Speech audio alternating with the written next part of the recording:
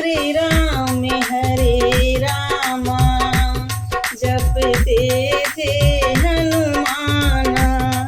इस मंत्र की महिमा को, इस मंत्र की महिमा को सारी जग ने है जाना। हरे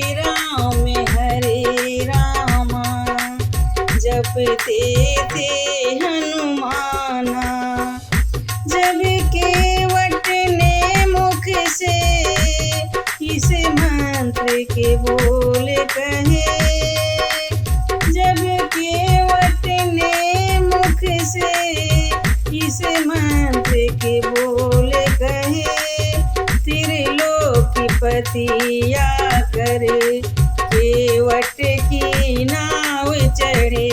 हरे रामा जपते थे हनुमाना।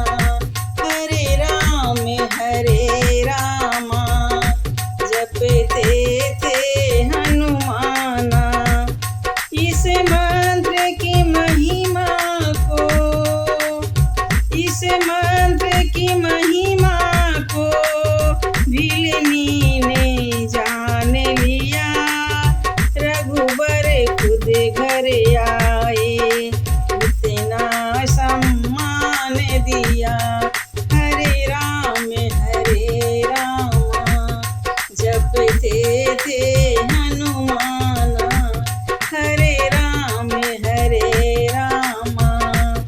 जपते थे हनुमाना।